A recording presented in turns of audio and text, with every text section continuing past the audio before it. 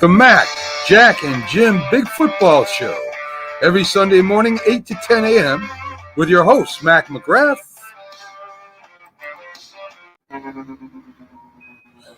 The Mac, Jack, and Jim Big Football Show. Every Sunday morning, 8 to 10 a.m. Good morning, everyone. With your host, Mac McGrath. Jack Sports Show for some reason. My board is not cooperating. Jack Hirsch. Morning, but that's all right. We'll go ahead and get going. And two-time Super Bowl champion, Dallas Cowboy Jim Jeffcoat, with our weekly guest, football news. We'll have a little bit of other news. Patriots and college football expert Keith Engle, who will be our big story breaker, Robert Butler, and Jamie Pags, the Philly sports guy, with your Eagles updates. We'll be covering the NFC East, New York Giants, Dallas Cowboys, and Philadelphia Eagles. We'll be covering the New York Jets. Interesting. Matt, we need an exhibition season to work out the mistakes. Come on. And now he's got his mute button on.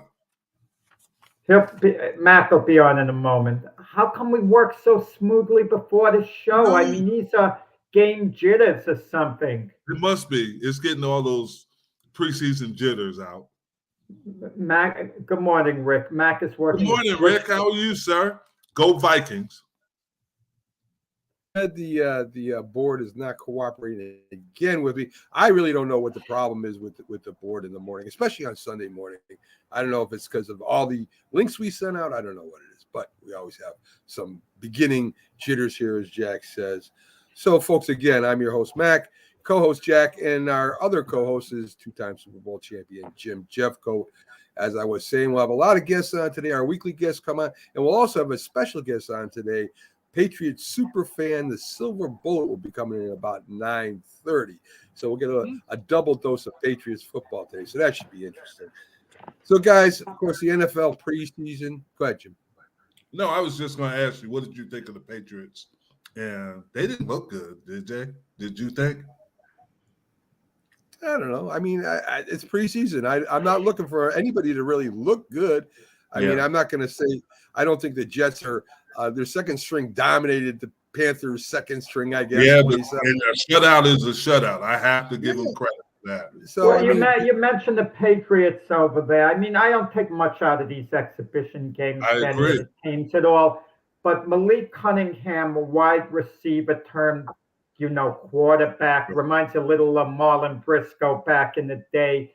He electrified the crowd running the ball. And now they're trying to create a tiny Patriot quarterback controversy where you have Mac Jones. He's a starter.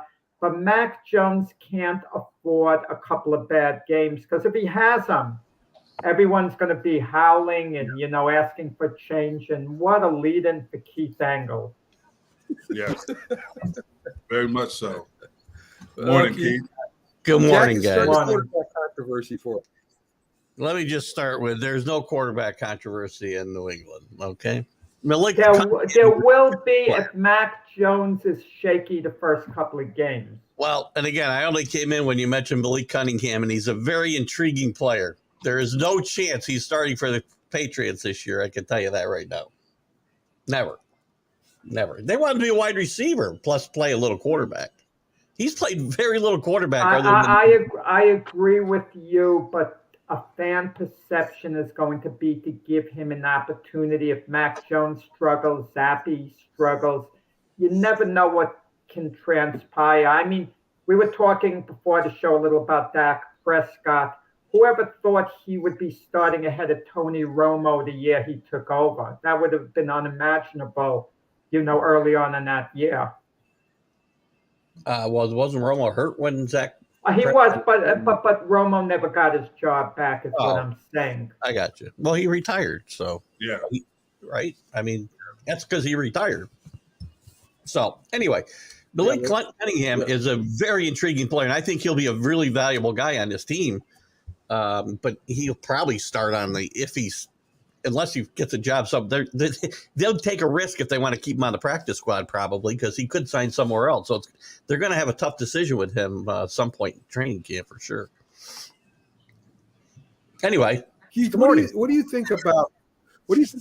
Good morning. What do you think about the preseason? Of course, everybody, if you win, the fans are celebrating. If you lose, they say, well, it's only preseason. I mean, that's how it normally goes.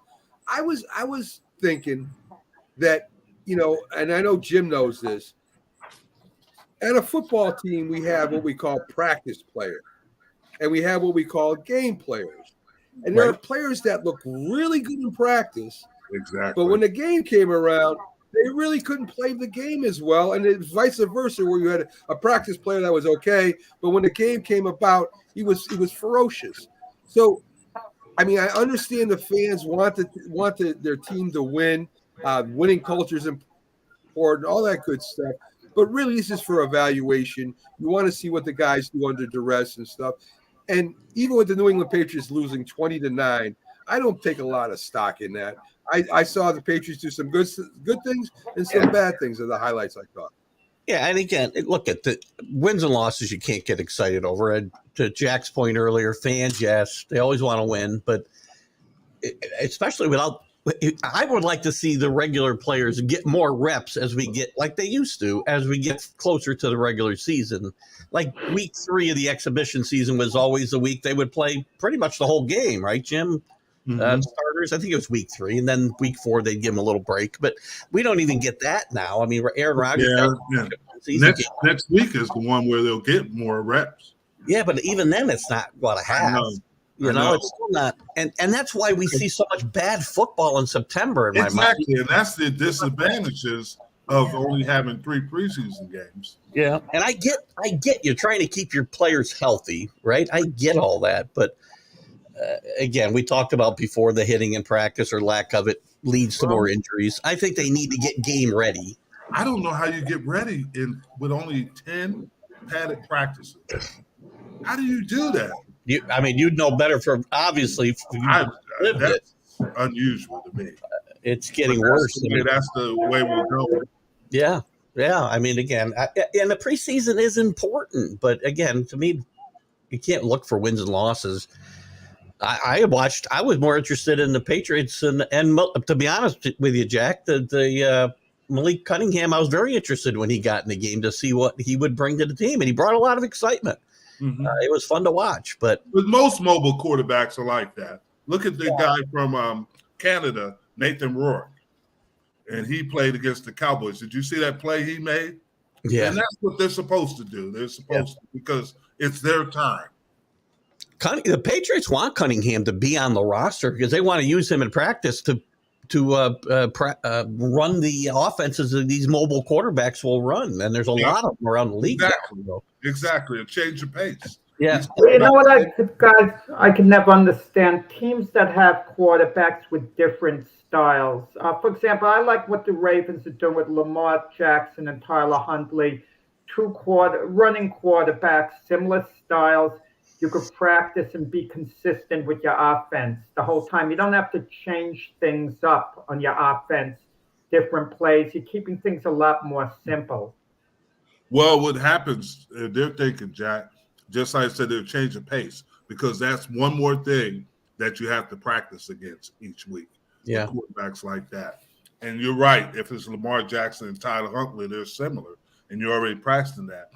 But if you're the New England Patriots, and you're practicing for Matt Jones, and then you have to practice for Malik Cunningham, that's an extra couple of reps you have to work on it, to work on Malik Cunningham. Yeah, and I'm also talking about Cunningham running the scout team, too, because the Patriots have struggled for years. Even when they were really good, they struggled against these mobile quarterbacks defensively, and they want to be able to have somebody be able to simulate those types of quarterbacks in practice leading up to those games. The Patriots seem to have nailed it with their first-round draft choice, cornerback Christian Gonzalez. All reports saw he's going to be a Pro Bowl type player.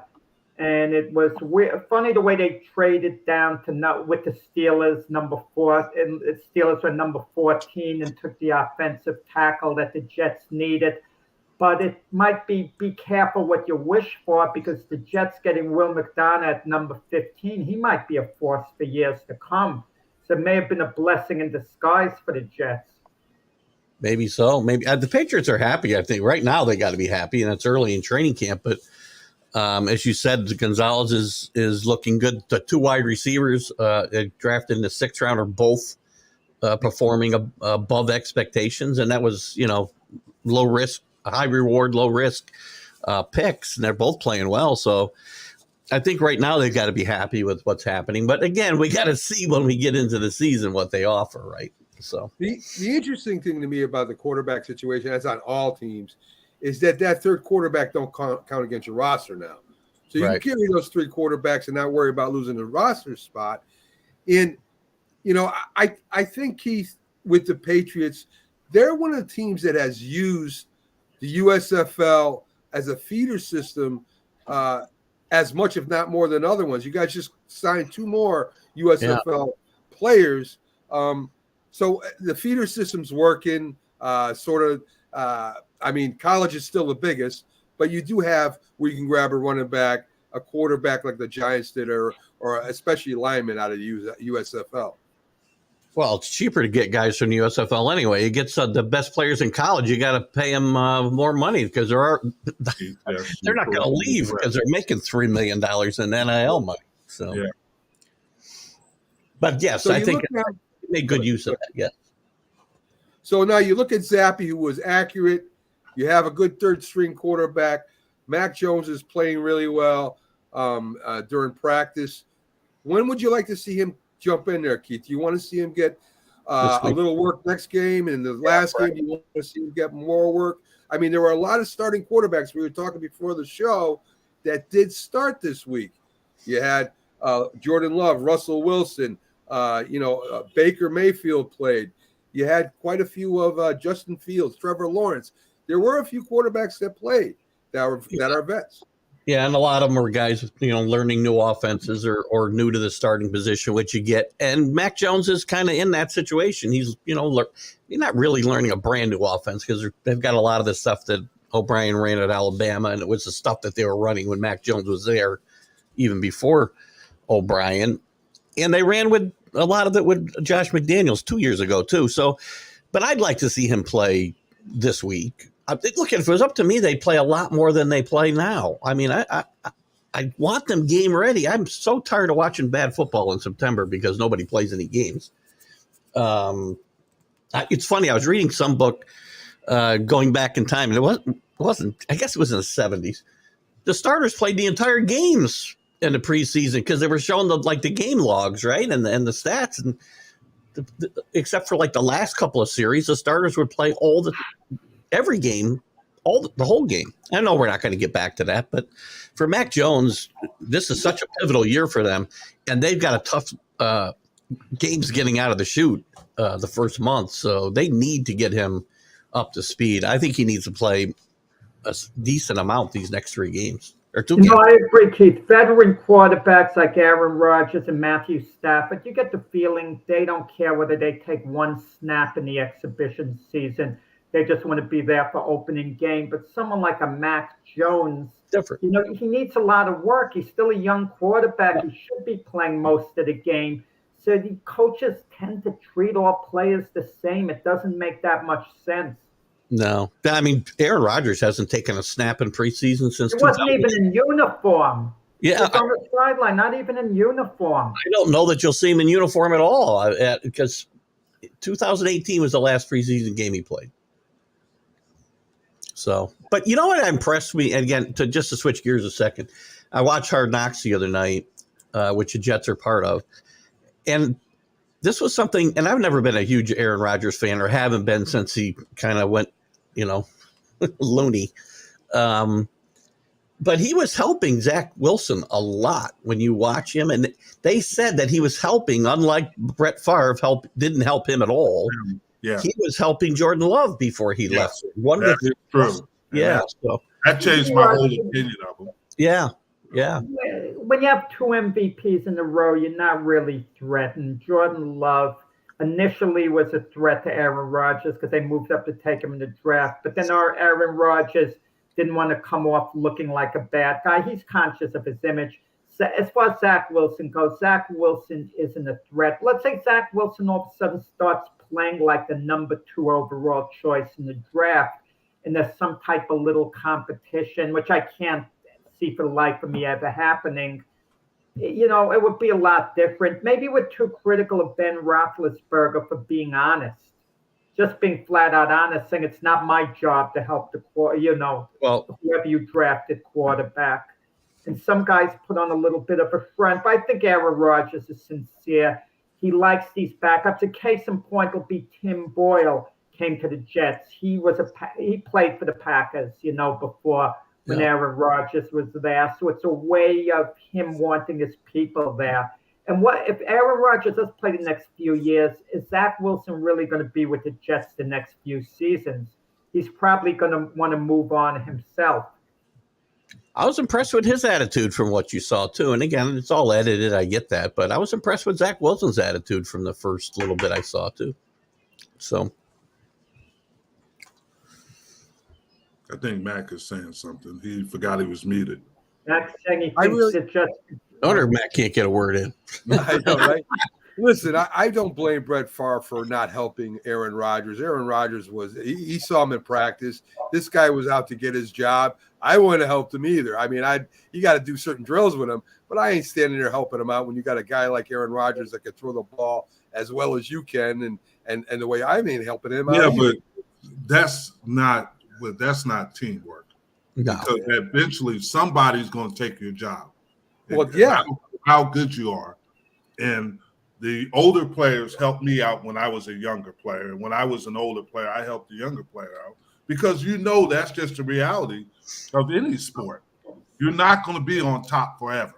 The greatest Jim, there's a difference. You could have played a few different positions, a few different locations on the defensive line, and the other guys helping you out could have switched off as well. The quarterback, there's nowhere to go but the bench. Yeah, either you're starting or you're on the bench. There's no if you're that good as Aaron Rodgers or guys like that or Brett Favre, you just do your job, and eventually you'll keep that position. You can't worry about who's behind you. They're going to take that position at some point. There's a reason why they drafted him high. And if every player in the league took that attitude that Favre took and others have taken and would the guys behind them, then these guys would have more trouble developing. The game would just suffer. Exactly. Well, did Joe Montana help Steve Young? He felt a little threatened by Steve Young. A lot of times the starters feel a little threatened. Even Aaron Rodgers felt threatened by Jordan Love because they moved up in the first round to draft Jordan Love. You don't move up in the first round to draft a player unless that guy is going to be your replacement. And Aaron Rodgers was still at the top of his game. I think Montana and Young's a little bit different situation. Young was a veteran when he got there. I mean, he's still, he still could grow a little bit, but he was still a veteran player when he got there. So I agree. Now, listen, I think, listen, if you're good enough to take my job, come take it. I'm all for competition, but I'm not going to say, hey, this is what I read when you read. I'm not going to help you beat me out for starting quarterback. I would never do that, especially if you're selfish, Mac. I can't believe If I'm entrenched as the number one quarterback on the Green Bay Packers, I won a Super Bowl, I'm going to help you take my spot? No, but what about that's not what we're saying. What about when you retire? You've done nothing to help the team transition from that. That's his job. That's it's this thing they call competition. You always competitive. That's not leadership on a my team. job, then I haven't done the best that I can do. You're selfish. Keith, when we started the Mac and Jack Sunday show, in the beginning it was Mac and myself. Then when we brought Jeffcoat on board, my first words to Mac, I'm not helping Jim. Okay, that's so.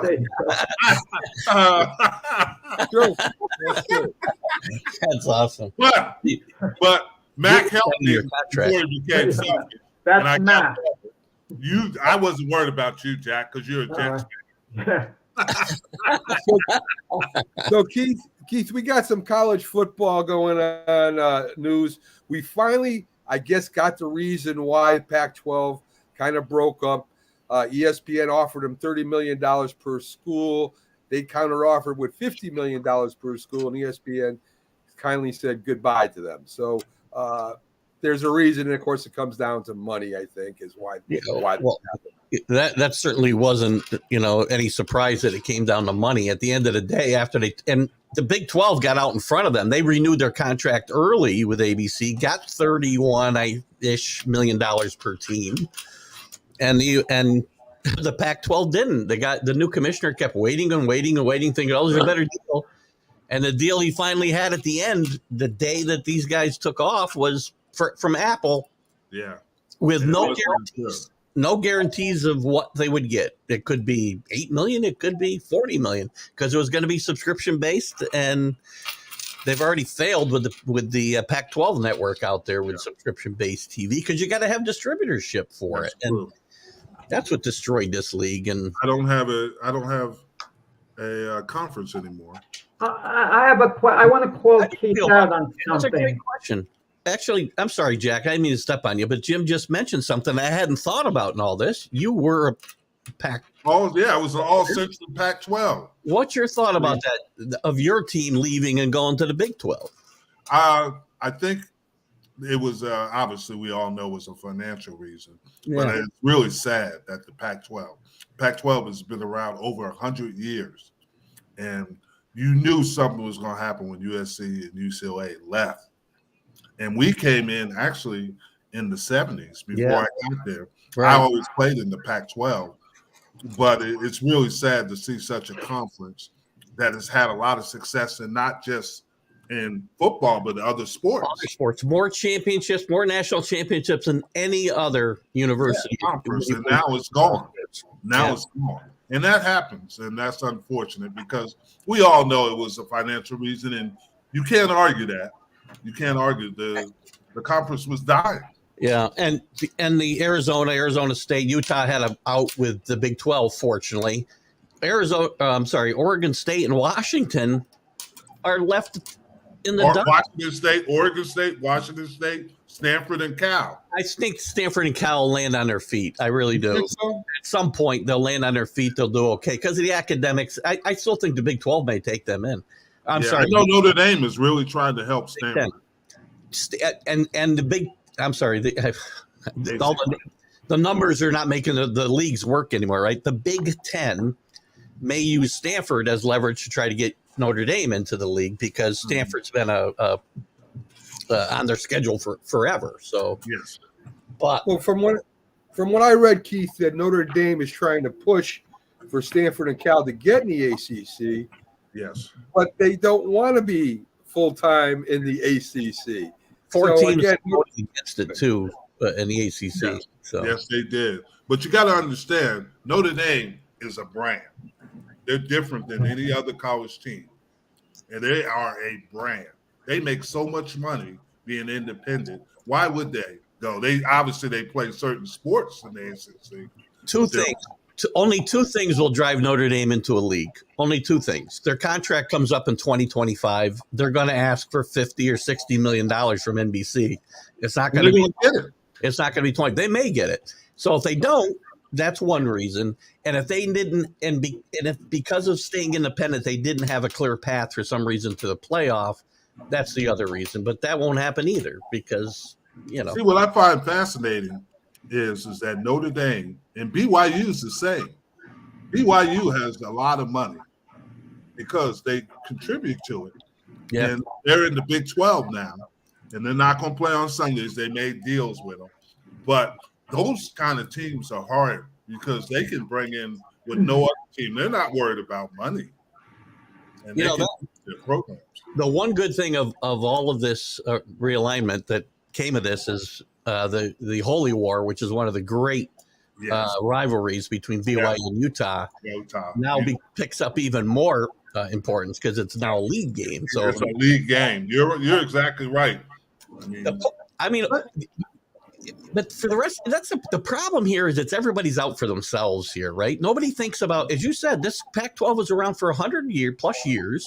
Oregon State was a founding member of this league, and they're just left out in the dry. They're likely going to end up in the Mountain West and go from $30 million a year to $4 million. What is interesting about this whole thing, Arizona originally, but they put bylaws in the state of Arizona that if Arizona goes, then Arizona State has to be in the same conference. Right. And I thought that was the same thing. Board of Regents did that, Let me right? ask you a question, Keith and Jim, and Jack too. Let me ask you this question. Why can't the college football, now this sounds probably crazy to you guys, but what happens if they said, okay, if you don't join the conference, you stay independent, we're not going to play you? What happens if they could do that to them? They probably could, but they wouldn't. Everybody wants Notre Dame on their schedule. They're not going to say no, right? Because they know. Is Notre Dame a bigger brand now than Alabama is, for example? I think Notre Dame, because of the Rudy movie, they retain popularity. If the Rudy movie was never made, Notre Dame would be a name of the past. The Rudy movie. I disagree. Notre Dame, even win or lose, is always going to be a brand. It's one of those things. Yeah, I agree with Jim. I agree with Jim. Because of what Notre Dame stands for. I have to agree. I know the history of Notre Dame kind of entwines with Navy and the war, and they were players were coming back and forth. I mean, Notre Dame's history in a lot of different ways is different than a lot of college football. Young people don't care about that anymore. That's the thing I'm saying. The Rudy movie kept it going. I don't think so.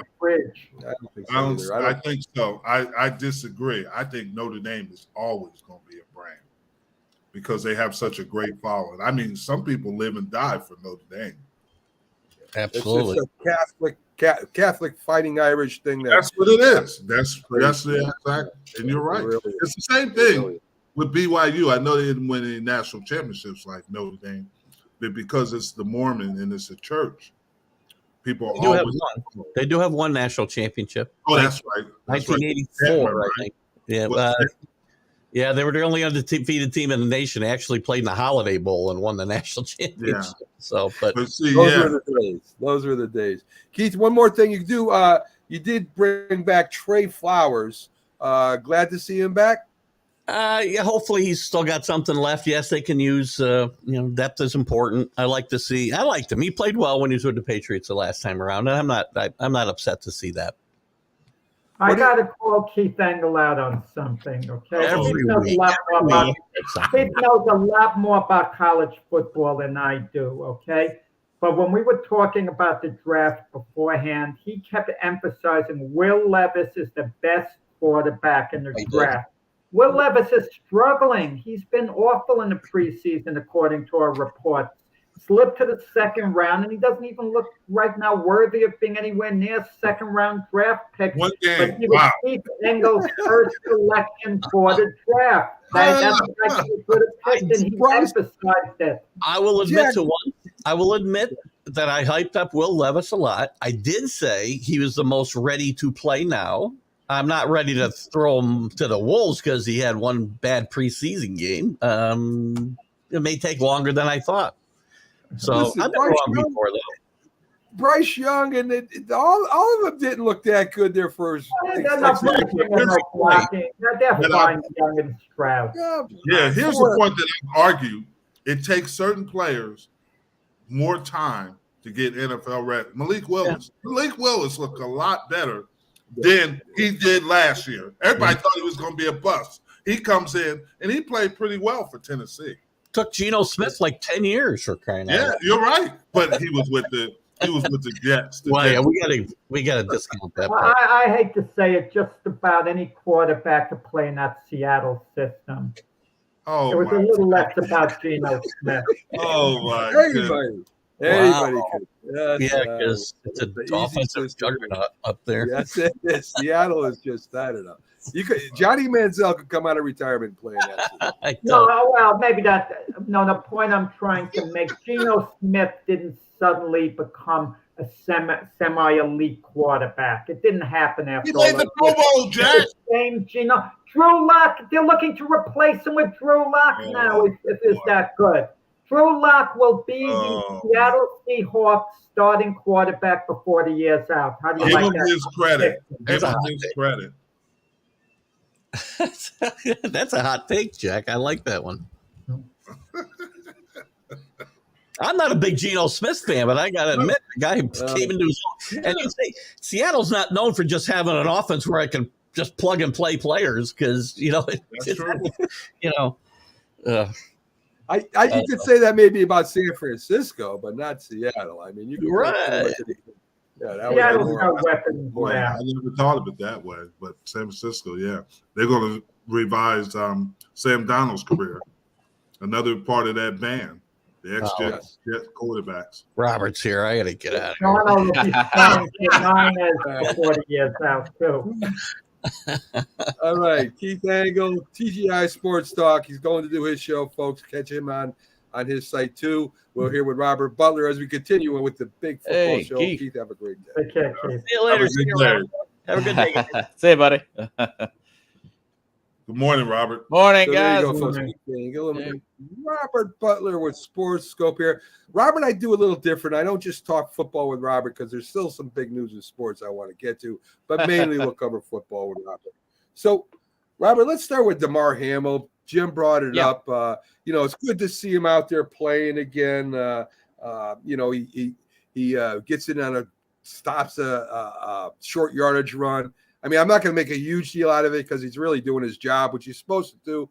But under the circumstances, and almost dying last year, we gotta talk about it a little bit. Yeah. Something with all the negativity around the Stephon Diggs situation, the way the way it ended with Cincinnati. Ironically, the team they played in the regular season where they had that incident with Hamlin with the heart issue.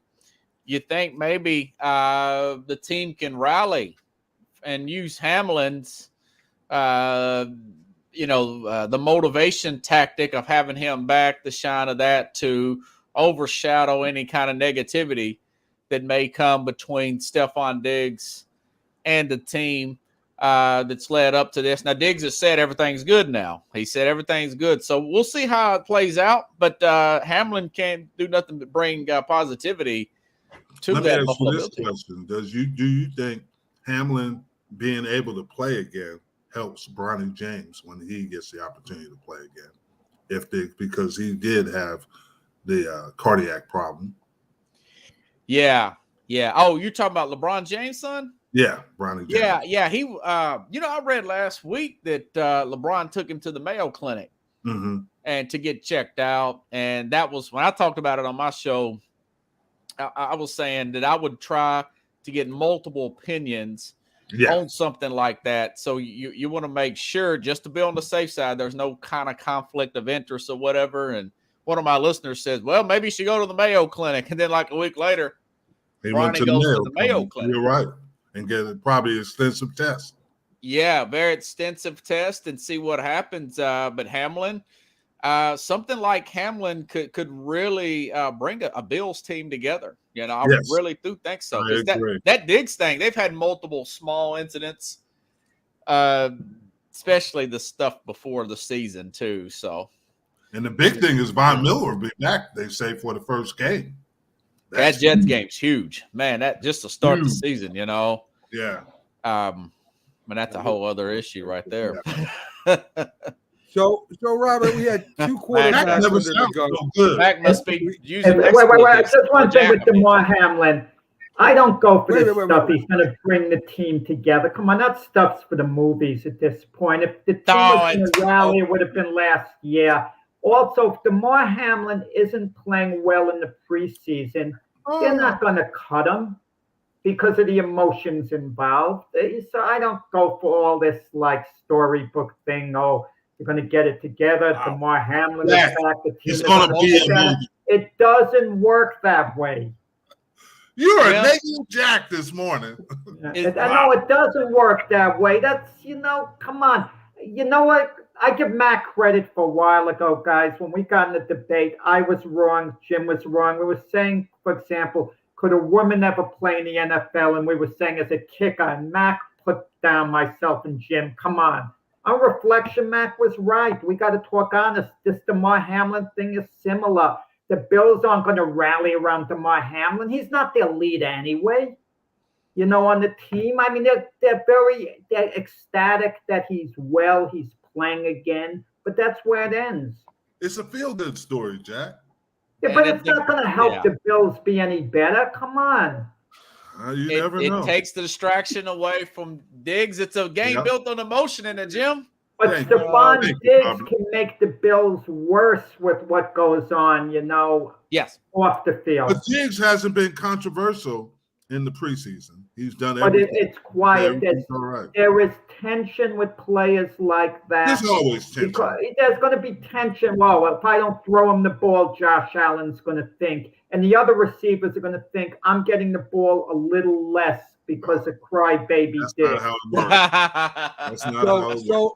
So Robert, two quarterbacks that were we were looking at yesterday that got starts. And as I was saying with Keith, there are quite a few starters that did get a nod. We looked at Russell Wilson. He really didn't look that good. Again, it's preseason, but you would think a veteran quarterback, and I would imagine the starters were out there with him, would have played a little bit better. Jordan Love looked pretty good. And again, the starters were playing with him. But Jordan Love did look pretty good. And just compare him to Russell Wilson, it just looked like two opposite quarterbacks.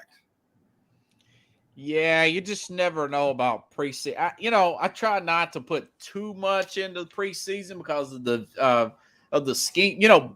Baltimore's like 24-0, guys. I mean, it's in the preseason. They haven't won a Super Bowl since 2012, 2013. So it's really tough to gauge into that preseason. Maybe they're working on something that we're not even thinking about.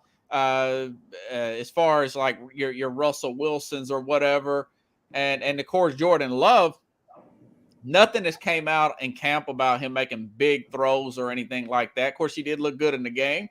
He did dubs. They had videos of him hitting some of those receivers on deep passes, but yeah. Okay, and then like Justin Fields, he went perfect with Tennessee, right? Tennessee didn't play any defensive starters, guys. I looked at the box score. There's nothing in there. Guys, there's a story developing with the Rams with Stetson Bennett. He wasn't even drafted. No, it's fourth round. He was a fourth round selection? Yes. Oh, I missed something here. Former Georgia quarterback, yeah. Yeah. Well, he's supposed to not go drafted, Jack, because he got he was a walk-on in college, and then he had a public intox charge, which could be a red flag there, But yeah, he's looked good. Now he's a guy that I have read that's looked good in camp, Yeah, but he's your age, Robert. Yeah, he's he just turned 42, and he's older than half the coaching staff. That's true. Robert, there was the rookies, the high draft picks started pretty much. I mean, Levitt's even got in after Willis.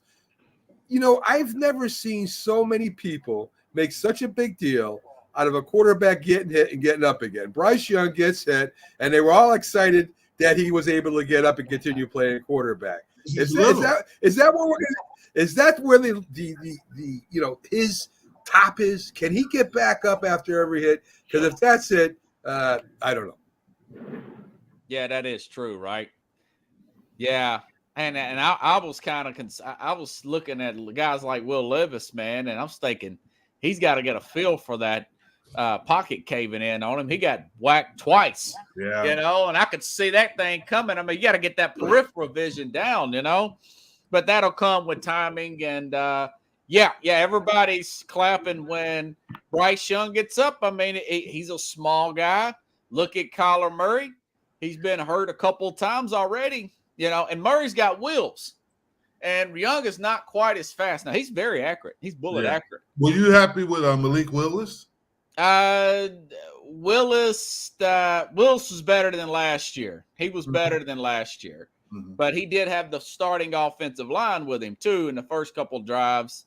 But I'm not as over the top with Willis as I am with everybody else. It's really hard to see where Willis is going to go. I don't think he's. You could see that Levis is. You could see him being more part of an NFL offense. Malik Willis, you know, he still has problems with his reads. He does have good field. He doesn't, you know, like Levis. He doesn't have that. He knows when that pass rush is coming, you know. But he was so raw. He would probably need to maybe sit another year if they're going to give him another year. Well, you know, he had a hard time reportedly reading defenses last year. That was the difficulty, you know, the decision making. And he's a year older, a year wiser, and but it's between Levis and Willis. It's as if they want to eventually find a replacement for Ryan Tannehill, but Ryan Tannehill is just sailing along because no one is taking the job from him. No, I don't think Tannehill will lose that job. But then again, he may get knocked out of the game. That's a big question about Tennessee's line. It's just thrown together this year, so. That's true. And then you got to say the same thing about Carolina's line when you were talking about Young. Carolina's line looked bad. Oh, wow. Or the Jets are really that good. Yeah, that's true. True. I don't listen, but the same thing happened to the Jets reportedly in the practice with the Panthers. Aaron Rodgers was frustrated, you know, they blocked him fine during the practices. Now he's having a scrimmage and the Carolina Panther, you know, defensive line is in his face. And he was actually getting a little rattled. So that's why these exhibition games, I don't know what to really make out of them. No. Because, you know, they're not playing their first units and you don't know. I think you get a dose of reality the first game. And as Jim said before, they're not really game ready for game one. How many games does it take for them to get into season form compared to years ago? It's a good question. Plus, you have limited practice too, Jim. Yeah. How many what now? I'm sorry, Robert. How? We have limited practices. There's no 2 days. 10 padded practices in the preseason. And that, to me, is really an injustice. Yeah, I mean, they say it takes them about 4 games in a regular season to get this stuff together like it would be 4 exhibition games. Robert, give me a team that was good last year that's not going to be very good this year. You know, guys, I've talked about the Vikings, but here's one that nobody's really talking about. I mean, nobody's talking about is the Kansas City Chiefs and Chris Jones. He's talking about, man, I really appreciate everything, Kansas City. He's kind of giving – he's holding out. He's defensive tackle on this team. It's really good. And then you've got – they lost Orlando Brown. They were supposed to – this is going back about back to March. They were supposed to have a deal worked out for Laramie Tunsil, who eventually signed an extension with the Houston Texans. Throw in the fact that you've got a Travis Kelce who will be 34 this year. He'll be 34 years old. Who's to say he's going to hold up there? Okay, they lost Wiley, their right tackle. They replaced him with this Jawan Taylor from Jacksonville. But I'll say this, guys. When Chris Jones was out a few years ago, Tennessee beat Kansas City like 27-3. And they pulled out Patrick Mahomes in the fourth quarter, midway through. I can see a scenario where he holds out a long games in the regular season, and teams are just running the ball, keeping Mahomes and that offense off the field. And they not be that dominant team now. Maybe Leach knows something I don't, the general manager. But I can see them being a team that's nowhere near as good as they were last year. And they won the Super Bowl. Very interesting. Very interesting, Robert. Yeah. Tom Brady is a minority owner of one of the soccer teams over, I think it's the Birmingham City soccer team. They're actually going to use him in a leadership role over there. Something to do with nutrition, Robert? Man, I looked that up, and I don't know if that was Birmingham, Alabama, or somewhere overseas or whatever. But I think it's in England, Birmingham. Yeah. I think. Yeah. Well, I think he's taking this time off, and he's finally enjoying all the money he's made. You know, he bought a piece of the Raiders the other day. He owns the what's it called? The A6 women's basketball team. Yeah. Next year, and then he is preparing for to become a broadcaster. So he's going into a different phase in his life right now. Yeah. And he's kind of enjoying it. He was at a party with Kim Kardashian the other day. Yeah. Well, back in guys, do you think that's a conflict of interest of Tom Brady next season, not this one? He's going to be up at the broadcast booth for Fox, and him being a minority owner of the Raiders. Do you think there's any little conflict there? Especially if they have another issue. And what's the difference of betting on games? It's like telling a player you bet on your own team. You put down a small bet, they're going to suspend you for maybe a season, X amount of games. But Tom Brady can be a minority owner of one team and then broadcast games of, teams within their division, for example. I don't get it. Well, I'm sure it came to his attention when he did this. Was months ago.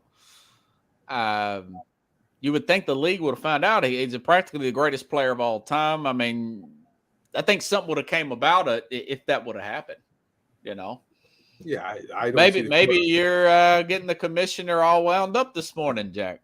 I don't see the correlation of betting and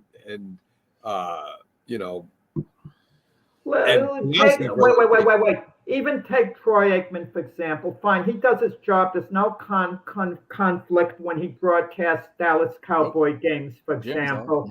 Yet people are critical of him, Troy Aikman, thinking he favors the Cowboys because he was a former Cowboy player. Mac, you've even accused Jim of favoritism towards the Cowboys and evaluating how they're going to do. So you talk about, and that's not a real conflict, but Tom Brady has a direct conflict from a business point of view. He's a minority owner of the Raiders, so how can he be broadcasting any game involving the Raiders' opponents, guys within the Raiders division, the Chiefs, the Broncos, the Chargers? Well, I know Fox is normally NFC, and CBS is normally. They changed it this year, Matt. Did you know that? Yeah, but I that's normally what it is. If that's a problem, so he doesn't broadcast the division games, I guess. I don't know, right? I guess that would be the answer to that. So, Robert, I don't follow soccer that much, but this guy's all in the headlines.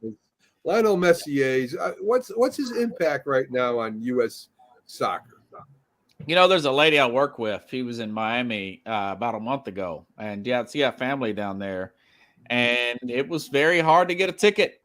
Latin Americans that live down in South Florida, it's a big buzz. $3,000 a ticket when he first got there. Now he's 36, but he's not playing like a 36-year-old. Yeah. I'm sorry, Robert. You make a good point because I live down the street from the Dallas soccer stadium. Yeah. And he sold every seat was sold when he came. And they even had a place open for him for Venezuelan food, just what he likes. They only serve what he likes. And this guy's making up. He's like Pele when he came to let me ask you. I saw something. He was in the Publix, the food center down there, doing his own food shopping, and a few people recognized him. Can a guy like him go food shopping in Miami all by himself? I think he can. Yeah. I think he can. I think if he was in Venezuela, it'd be different. But in the United States, it's different. Yeah. Yeah, she's from El Salvador, Miss Tanya, and they couldn't get tickets. It's caused quite a bit of buzz. Now, remember, what does it do for the soccer game in America? We got Beckham here. Remember Beckham? Yeah. Was signed with the Galaxy back in 2007, but he was like 33. If we can get him at 25 in their prime, that may be the next step to get one of these big stars here. Now, Messi is actually, I think he has exceeded expectations from everything I hear. Yeah. Oh, yeah. And there's one guy that the Saudis offered, listen to this, $432 million a year. Woo. Not over a couple of years. That's how big it is. We forget that soccer is a global sport. I'm going to tell you, in 1977, when Pele came to play for the New York Cosmos, who played out in Jersey at the Meadowlands Arena, I used to go to the games. I wasn't a soccer fan, but this was Pele. I heard all about him. So it became an event to go to those games. That's Definitely. Yeah. I still don't think soccer catches. They don't catch on. Speaking of soccer. Speaking of soccer, a question for you, of course, has been. Yeah. I don't know if you want to call it a controversy or bad feelings or whatever. The U.S. women's soccer team doesn't go to the finals this year. Of course, I don't want to call the leader of the team, but there is a lady there that has been unpatriotic, maybe a little bit arrogant. Megan Rapinoe. Yeah. Maybe a little bit self-centered. I mean, what has this hurt the team this year, Robert, more than, I mean, here's this team moving along, doing its thing, and one person like this, does this upset that apple cart? Everybody loved the U.S. women's team. Yeah. I thought you just want me to break down the whole run, Mac. That's why I Oh, man. They sent me this text. It's like, man, I don't know all the rules to the. So, anyways, Megan Rapinoe, yes, she got the women's soccer team has the equal pay now. She did that. She had the national anthem deal there where she's, protesting. That look she had on her face when she missed that goal there to keep them going, the penalty kick, excuse me, with the grin here. That type of goal, that type of look I've had when I'm just playing around with my friends in the backyard and we're going at 50%, There's a video out. This was recent too. She was at a award show. Yeah, with the kid. This kid hands her a soccer ball. And for the visual, she signs the soccer ball. She takes her eye contact totally off this kid and puts it back. She's really into the brand of Megan Rapinoe. She says it's okay if a guy wants to become a woman and play soccer. I think all that energy, and a lot of people I'm reading are pulling against them because of her antics. I've heard it.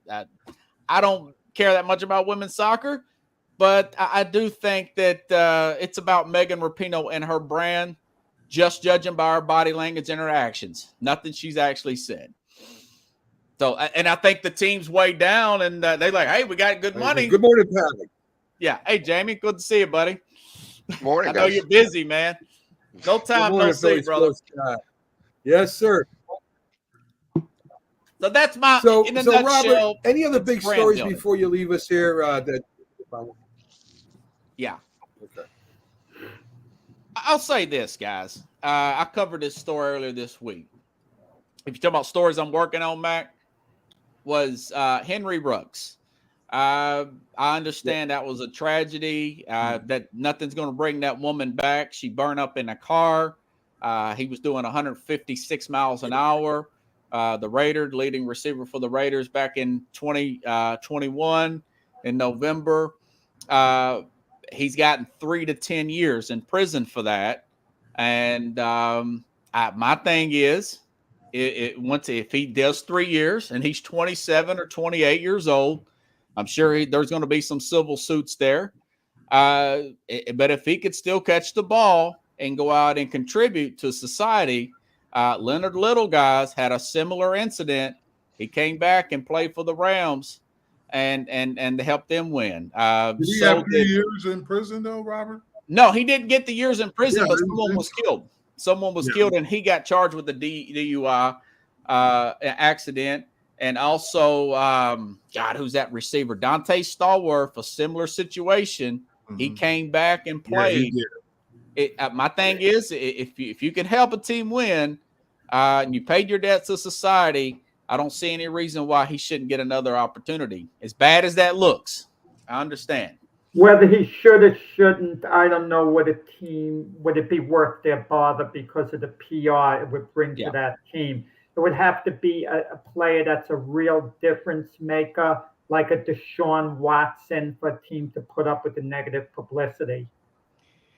Yeah, I mean it's a slim chance. It's a slim chance, but if he shows contrite and I mean that the stuff with Michael Vick was, I mean, I know it was animals, but it was like tons. I mean, it was 25, 35, 40 dogs. And you know how much people love animals in this country. And he got a second contract and he seemed apologetic.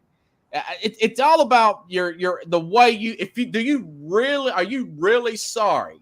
And I do think that he is really sorry for what he did. I do think that if he has a Megan Rapinoe type of response, no, I don't think he'll get the opportunity, Jay. I know that's a big stretch there. Mm-hmm. But, I'm just so happy she's retiring. Okay, it's not just me. I'm going to be honest. I tell you, I heard so much, and like, listen, again, nobody really cares about the women's soccer, other than the fact that they usually win all of those World Cups. The fact that they lost, I heard, it's a shame when people are saying, how about that? See what happens. Karma catches them.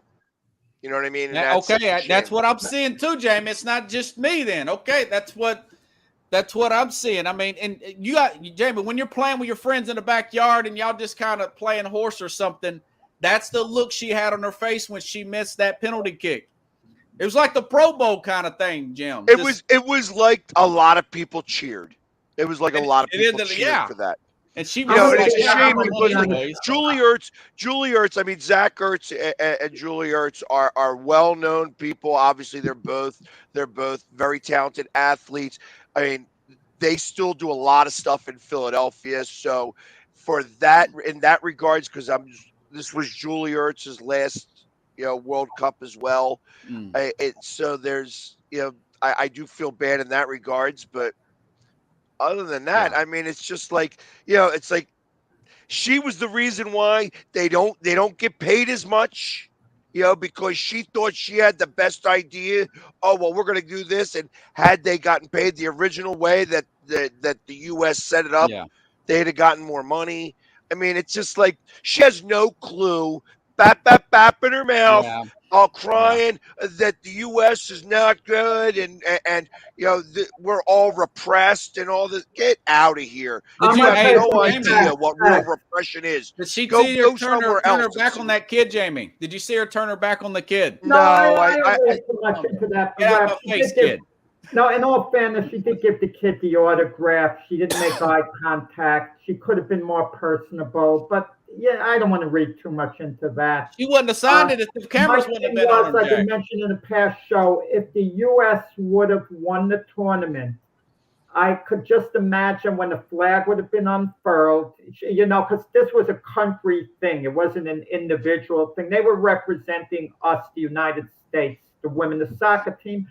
I didn't want to put up with their antics. And Mac, Jim, Pags, Rob, I lied on the past show. I didn't realize I was lying. I didn't mean to. When I was saying I was indifferent whether they won or not, I'm glad the U.S. women's soccer team lost.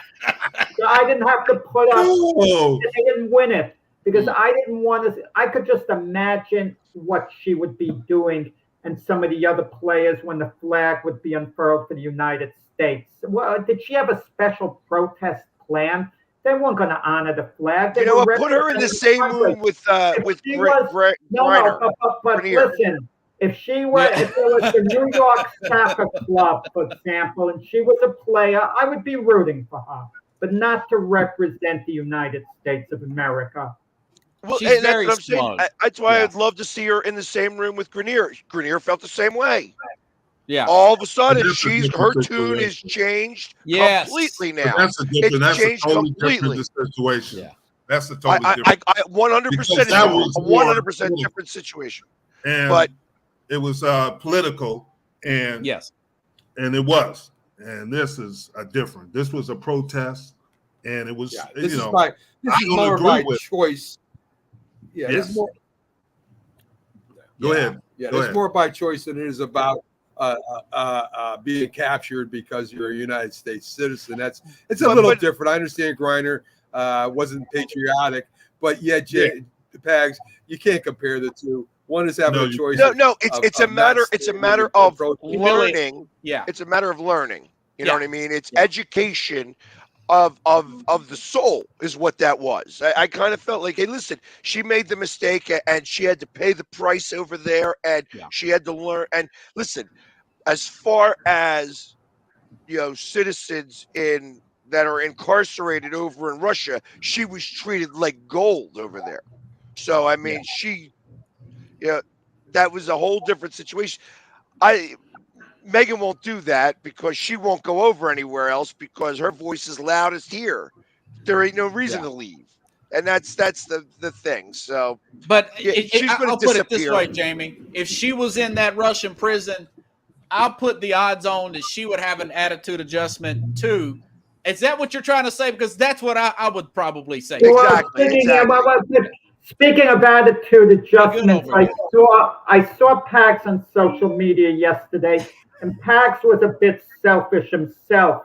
He was on a concession line at the Philly game, and he was going on a rant. And there were people behind him waiting to place their order, and the line wasn't moving because Pax was going on and on and on. What are you talking about? That was me. That was me ordering. They brought in the pandemic crew. Made a beer. The pandemic crew made a beer. These are charity-oriented guys that are fans of the Phillies, and all those people who were behind me wanted to be in the video. What are you talking about? Obviously, again, one too many punches to the head there, Jack. Going on, and then you want a second beer or something? Come on. No, I just had one beer and said it was good. What are you talking about? Jack, you have no idea. No clue again what you're talking about. See, this is what happens when you're a Yankees fan and a Jets fan. You got nothing to think about because your team stink already. You can only worry about what the Philly sports guy's doing. I get it. I understand. Feeling bad for all the people behind me in line. Jamie Rapino, what are you doing? No. So you have a bad moment, you get the Rapino treatment. All right, Robert. We're totally off the rails. Way to finish it off, Robert. Nice shot. Robert Butler from Sports. Yes. Robert Butler from Sports Skope. Take it easy, Robert. We'll see. Hey, buddy. All right. There you go. I don't know. Oh my God, Pax, I didn't know you were that selfish. I wasn't sure, but I guess you're I'm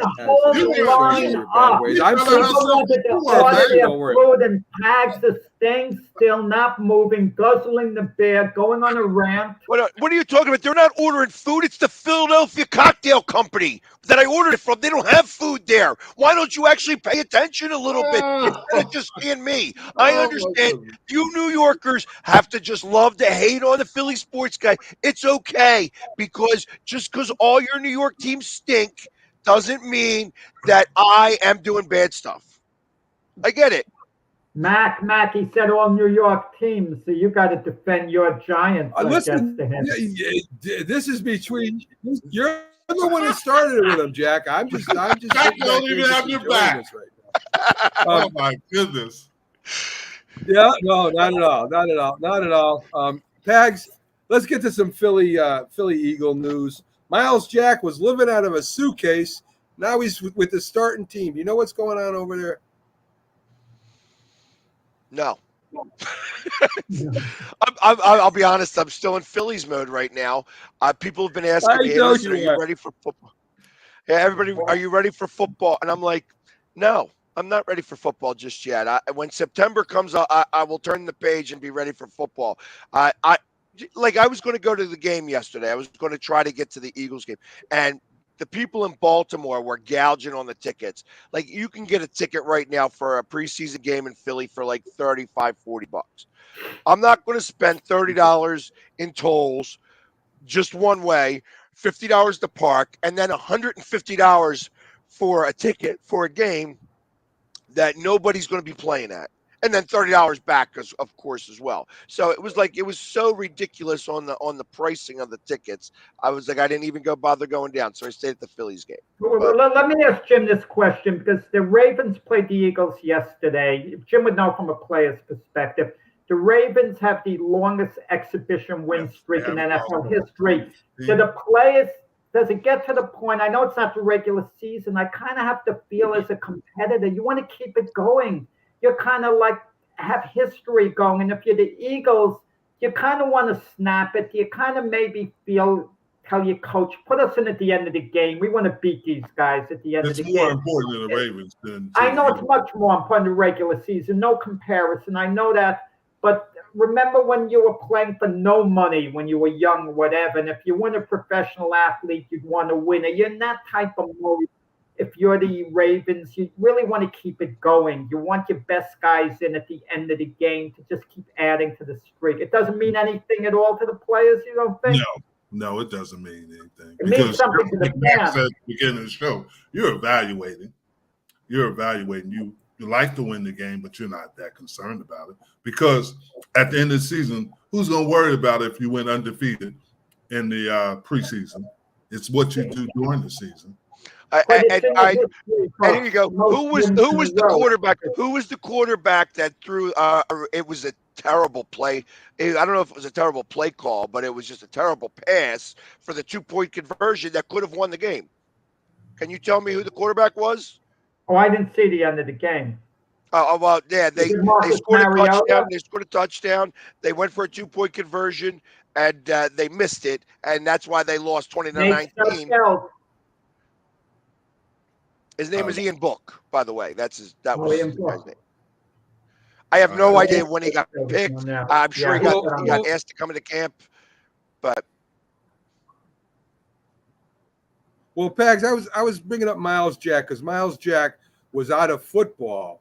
I guess he was a talented player before, and he was basically living out of his car. And because the linebacker position right now with the Eagles is pretty weak, they're bringing in they brought him in, and he's actually getting reps with the first team.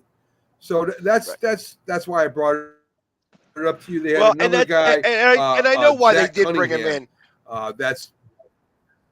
They brought him in because the injury that happened to oh my Lord, now there was an injury that happened to Nakobe Dean. And it took a little bit longer for him to get back on the field, and that's why they wanted to bring in a couple guys. I mean, Nick said it was for competition alone, but I mean, obviously, he is a little bit of a talent. I was reached out to by a couple of Jacksonville fans that said, "Hey, you really got a good guy here. You don't be surprised if you see him make the team and actually be really a contributor to this defense." Jalen Carter's a beast. I'm going to tell you, even a rookie, he might be the leader of that defense before the year's out. That's how good he is. He is. I saw him the other day, and of course, like the last time I saw you, we were doing an Eagles chant, and I tell you, just a real humble guy. I mean, you heard all these different stories about him, but he's like such a sweet kid. You know what I mean? And he's just doing his job and just enjoying his time here. I would not be surprised if he actually has a really good season and is possibly the defensive rookie of the year. Yeah. Oh, yeah. He's not another Thibodeau. I could guarantee that's that. very possible. Are you worried, Pags? Are you worried about? Are you worried about the draft of Dean there? Do you think maybe he's a little too small to be playing middle linebacker for you guys? Not at all. Not at all. Again, this is preseason stuff, so I'm not concerned about these little injuries that happen now. I feel like these injuries sometimes occur. You normally see these injuries in veterans. The little, my back hurts. Ouch. I mean, ask Jim. Jim probably did this most of training camp. He's like, yeah, I'm gonna, because you want to save your energy for the regular season. I feel like that's what's more important. I never missed a practice. It's different type of injury. I never missed a game, so that's not me. Well, Well, I'm only using you because you're the only athlete that actually played professional sports here. So, but you have. I have to imagine that there were a number of veterans that kind of Certain played veterans those do cards. that. Yeah. Yeah, this is not something that I look at in a way that's a really big deal here. They said it was day to day. It lingered a little bit longer than normal. Well, you're going to He was injured all the time in college, and yeah. they said that he was injury prone, but he didn't miss a game either. That's what I'm Well, saying. that's why he slipped to the third That's what round because he was injury prone. But there aren't there different type of injuries, contact injuries, and otherwise just cutting and moving different ways. Right. This is just like I said. It's a small little nagging injury that's getting him through here. It's hot. That's what I'm saying. That this is a heat injury. So I feel like he's going to be fine. Like I said, he was injured all the time in college, but never missed a game. But this is the pro, Pags. This is pro. This is in college. You're playing with. And so far, he ain't missed a game. Here. So until he misses games, then then I'll worry about it. Okay, all right, that's fair. That's fair. Defensive end rusher Nolan Smith, they say, is outshining Jalen Carter, at least in practice, Pags. Well, when you have Jalen Carter and Nolan Smith on that line together, and then still think about the other two guys that are on that line. I mean, I tell you, this is going to be a really formidable defensive line. They went close to, I think, what were they, 1 sack short of breaking the record for the team sacks last year. I think they break the record this year. That these offensive lines, even though they're playing a better caliber of offensive line this year, they're going to get a tremendous amount of sacks. And quarterbacks are really going to have to pay attention when they're playing the Eagles. Guys, I like to pride myself. Guys, I like to pride myself being ahead of the curve. I'd love to see a coach do this. This would be my idea. Play your starters from the start of the exhibition season. Put emphasis on them. So for game 1, when the other teams aren't quite as ready, they're kind of playing themselves into shape. You're ready to go. You could steal a couple of games early in the year. If all your starters are completely ready, they've been playing all along. But everyone is pacing themselves. They're scared someone's going to get hurt. And everyone starts. You're about to find out tonight, Jack. Patrick Mahomes is playing tonight. And I tell you, the moment I saw that, I'm like, that's like a precursor to the injury. And I don't wish an injury on anybody. You know what I mean? I'm not that guy. But that's a precursor to an injury. For some reason or another, that's what I'm nervous about. I don't want to see him get hurt. And it's like one of those like freak ACL injuries that happen for things just like this. And I'd be willing to bet, like I'm almost waiting to hear it tonight, that he planted his foot a funny way and something just gave out. But that could happen the first game of the regular season. You're absolutely correct. You're absolutely correct. But because it's the first preseason game and nobody else played their number 1 quarterback, but Patrick Mahomes is playing. So Andy Reid, thinking he's smarter than everybody else, is I don't know. It's just like kismet or something like this. I ain't wishing it on him, and I hope he makes it out okay. But I just feel like this is the thing. Pags, other teams did play their starting quarterbacks in preseason. Baker Mayfield played. Trevor Lawrence played. Jordan Love played. Justin Field played. They did. The question is, how long is he going to play Patrick Mahomes? That's my question. And he has new receivers, so he's obviously working on the timing and things of that nature. Yeah. So that's a little bit of it. And there's no problem with playing your quarterback. A lot of people don't. And he probably will play maybe 2 or 3 series. I mean, it's still football, and it's still definitely an aggressive game, and they're just working on timing. If he got hit a couple times, I guarantee you they'll take him out. He's out, definitely. There's no doubt about it. So, Jim, some Dallas Cowboy news. Your governor calls out Dak Prescott. Says he can't win the big game. That governor? The governor's an idiot. Yep. Anyway, so the governor, I hate to say it, that governor's an idiot. So he's sending people to New York, migrants to New York and LA and places up north. So he's an idiot. Yeah. Well, and let me ask this question, because what I hear from the Dallas camp is all of the interceptions that he is. That is the stupidest thing I ever heard. They don't talk about he's thrown 47 touchdowns. They talk about the interceptions. And that's the most bizarre thing. They're always trying to find something wrong with this kid.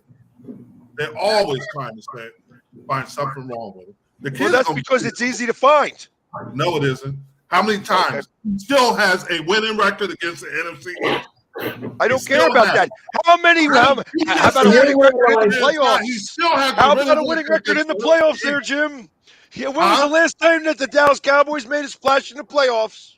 Well, they did win a game last You year were in on the the team, playoffs. Jim. They will. They make a splash. I promise you they'll make a splash. They beat this kid up so bad. Jim, I'm gonna have to. You're going to tell me. I want you to tell me. I want you to tell me. Yes, Philly sports guy, you were right. When Dallas implodes this year, they are going to implode, and I tell you, it's going to be the end of McCarthy. It's going to be the end of McCarthy. I'm telling you. But it happened. I see it. I see it. 12-5. Yeah, I know. I hear you. I hear you. They implode. My Jets play the Cowboys in the second game of the regular season. Who are you rooting for, the Jets or the Cowboys, Pax? Well, it's always I'm going to be rooting for the Jets on that game, of course. But I mean, that's only because I'm never going to root for Dallas. Never. Jim, the Dallas Cowboy fans are a little upset with DeMarcus Ware. Going into the Hall of Fame. Yes. He has an exhibit there where it's all Denver Broncos. I know he went in as a Cowboy. Right. He didn't win a Super Bowl with the Cowboys? No, he did not. How many years did he play for each team? Does anyone know? He played the majority of his career in Dallas. He was drafted by Dallas. And he had Jerry Jones put him into the Hall of Fame. But he did, yes. He won the Super Bowl with the Broncos. So the fans are a little upset with him right now. But he went in as a Cowboy. I don't get it. He was with the Broncos for a while too. So, but I don't know. And maybe that's what they do. Jets. Okay, that could be right. Jets. Zach Wilson did look better, Jack. I'll give him credit. He did look a little bit better than he did the first game. They at least let him play a couple quarters. I mean, that's what they should have done. I think the first. He didn't throw a pass for over 10 yards. Let's be honest about it. They're building his confidence. A lot of short, safe passes that look good. He didn't make any mistakes. You see Aaron Rodgers praising him. Everyone knows they're rehabilitating Zach Wilson. Let's say Aaron Rodgers is out for this year. I don't know how much confidence we could have in Zach Wilson. I mean, he's still a work in progress. And when you pick a player number 2 overall in the draft, he's got to be more advanced. So I just don't know what to say. You know what's interesting? Mike White, who the Jet players advocated for ahead of Zach Wilson, is with the Dolphins now as their backup, but he's struggling to win that job. So it's not an easy thing for backup quarterbacks. A lot of quality backups in this league. But how many really could start? I mean, even look at the Steeler quarterback room with Kenny Pickett. They have Mitch Trubisky and Mason Rudolph. That's a nice little core. But if one of them doesn't make a big impact, depth doesn't mean that much. Someone's got to make an impact. And with Zach Wilson as the backup for the Jets, they don't want to move. Let me tell you why they don't want to move up from Zach Wilson. When you draft a guy number 2 overall, you can't get rid of him from Mike White to be a backup because that admits you made a terrible blunder. So you hold on to him. You hope he straightens out. or if they win with Aaron Rodgers, if they win a Super Bowl with Aaron Rodgers, no one will care what happens with Zach Wilson, even if they cut him at the end of the year. No one will care that they wasted a number 2 pick anymore. You know who I am completely unimpressed with? Yeah, when we're talking about backup quarterbacks, Mariota. PU. He's not been doing very well at all. He was a number 2 overall behind Jameis Winston in his draft, but he started for the teams. So in an emergency, you do want an experienced guy like that who shows flashes of quality. So he's a good backup for the Eagles to have. But he's a good running quarterback. That's what what he's got. If he's got to throw the ball, I'm not confident at all. I hear you, Beck. When I watched the Giants yesterday, I just was looking at certain areas. I want to see the new center play. He looked pretty good playing out there all game. He did a pretty good job. The defensive backfield, which was our weakest spot last year, played okay. I mean, that's the kind of stuff I looked at. Our running back that we got from Oklahoma State, I think it was. He has a little explosiveness in him. Catch the ball. I wasn't looking for a win by any stretch of the imagination. I'm not worried about that till the season starts. But I just like to see certain players where we drafted them, high draft choices, how they did against some of the better players on the other team. And that's all I was really looking for. I was happy with what I saw. So that was pretty cool. We haven't gone through the preseason game scores. I'll do that real quick. We got the Silver Bullet guy coming in here from the Patriots, the superfan. Let's see if you guys got any comments on any of these games. We'll start with Houston beating New England 20-9. The Texans, they started their rookie quarterback, but he was only there for this is what my complaint is. Who's he competing against? What, Davis Mills or whatever his name is? I mean, CJ Stroud's your future quarterback. Don't have him compete against someone like that. They started him, Jack. What? They started him the game. I know, but they haven't committed to him being their opening game quarterback yet. I mean, just commit to him. No, I think they are going in that direction. But they didn't commit to that yet. They say there's still a competition. Why waste that time with that nonsense? I mean, who's taking most of the first team reps? See, he's taking so they more. are in the way. And listen, he's a brand new coach who's trying to set precedent on how things are going to be from here on out. Absolutely, I'm full on board on what he's doing.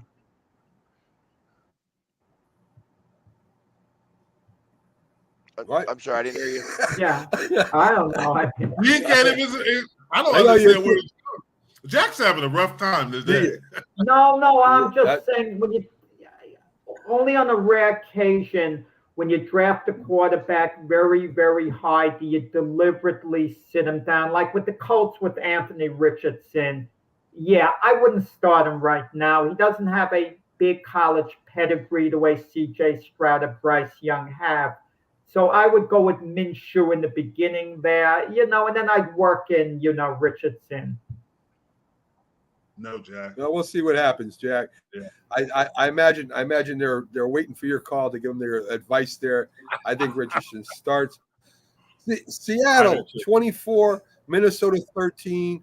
Seattle looked pretty good. That's all I got to say. They look pretty good. Minnesota not so good, but that'll change. Pittsburgh beating Tampa Bay 27-17. Like I said, Baker Mayfield did start that game. Pittsburgh, I think Pickett started too, to be honest with you. I think I saw him out there. So Pickett, interesting. I don't know if they committed to Pickett yet, but he started. Yeah, that's reportedly have a very tight quarterback room, which is good for the team. The 3 quarterbacks reportedly are very, very close, and they all feed off one another. But the plan is for Pickett to start. Yeah. Atlanta beats Miami 19-3. I was surprised that Miami didn't score more than 3 points. That was even with second stringers. I mean, I don't know. Miami's supposed to have a powerful offense, and I know it's preseason. I don't but you think expect Miami played to score any more of than their 3 starters. I watched a little bit of the game, and I'm almost sure they didn't play any of this. Tyreek Hill. Exactly. They were all in street clothes. Yeah. Everyone is saying the Falcons are going to take a big jump up. They've been 7-10 the last 2 years. I don't quite see it. That they're going to take this big jump up. They're in a bad division. They're going to be able to compete. Everybody thinks the Saints are going to run away with this division. No, I don't see that either. No, I think the Falcons are going to give them a run for their money. They're the only one in that division that probably can compete. They're on a bad division. That's what they have going for them. They might even win that division. That's how bad it is. Possibility. Exactly. Yeah. Anybody impressed at all? I talked about Jordan Love. Anybody impressed with what Jordan Love did yesterday, being his first step on being the starting quarterback of Green Bay? Why should we be impressed? I mean, who was he playing against? You're playing against backups. You're playing against some players who aren't going to make the team. What are you getting so impressed? Mac, you are ready to hail Zappe and the Patriots as the next great quarterback. Guy has one performance, and you're going crazy about him. I mean, wow. Well, no, I'm saying it's the exhibition season. Don't make too much out of it. It's like sparring in the gym for boxing. A guy looks good in a sparring session, and you want to put him on the pound-for-pound list. Oh, my goodness. Hey, I tell you what, Jim. On Friday, there was conversation about Daniel Jones being the MVP this year. This is what we were dealing with this week. I have no idea what's in the water up there in New York, but there's something going on. No, Mac. Well, I didn't want to get into that. I didn't want to get into that because I hate bragging about the Giants most of the time. But that wasn't me saying that. That was NFL reporters saying that, not me. I just repeated what they said. That's all. So I mean, I don't think Daniel Jones will be the MVP next year, but who knows? We'll see. The reason why I said Jordan Love, Jack, is because when you're becoming a starting quarterback or a starting defensive lineman, and this is going to be your first year, and you're going to get that, I think it's very important that you kind of get off to a good start, kind of look good, confidence building, even with preseason. I think that helps them out. I don't know. So, the Packers have 3 years invested in Jordan Love. And believe me, from an emotional standpoint, they badly want Jordan Love to succeed because it's not lost on them how it's going to look Aaron Rodgers going out. So imagine the Jets win the Super Bowl and the Packers flounder with Jordan Love. How's that going to look? They're going to look the same way the Patriots did when Tom Brady went to the Buccaneers. You don't want to look bad. Yeah. So, they have a lot invested in Jordan Love. The same thing with the 49ers. When all's said and done, they would like to see Trey Lance eventually be their quarterback. Because when you give up those draft choices to get him the way they did, he's the guy you want to win the position. But you got to be practical. The players want Brock Purdy. But Sam Darnold might be their best bet when all is said and done. I mean, we don't know how that's going to play out in San Francisco. And with Dallas, if they moved on from Dak Prescott, who's going to quarterback their team? That's what I don't get. People say, get rid of Dak. Who is going to take his spot? I'm not even going to I'm not even going to argue. Hey, listen. When you say Jordan Love, the quarterback that I feel that he's going to best represent is Majkowski. That's who he's going to be wind up being compared to. That it's not going to be Rodgers or Favre. That he's going to be more of a Majkowski type, and that it's going to take a minute for them to figure it out. Like they thought that because they did the same thing with Love that they did with Aaron Rodgers, that that they kind of did with Favre too. Like Favre didn't come right in and start. That this is the MO of what Green Bay does with their quarterbacks. Let them hold the clipboard for 2-3 years and then come out and play. I think that he's not going to be anywhere near as good as either one of those two predecessors. I ask Jim this. Is there any such thing as just having an off year for an NFL team and players? that they're still as good as they ever were, but just had an off year, like the Packers of last year. They were 8-9. But traditionally, they've always won that division. They've been an elite team, even though they've come a little short of Super Bowls. Could it have been just, like I said, an off season and they're going to bounce back? Well, the division is getting better and the competition is getting better. And that's what you always look at in the NFL. Nobody's going to stay the same, either going up or down. And that's the thing you got to look at. Their division is getting better. And the same thing, we talked about the NFC South. Tampa's been running that for the last couple of years, but Tampa's down now. But Atlanta's getting young and they're getting better. People say the Saints, but the Saints are a little older than you think. Yeah. So that's the thing, and that's what happens. That's the part of being in the NFL.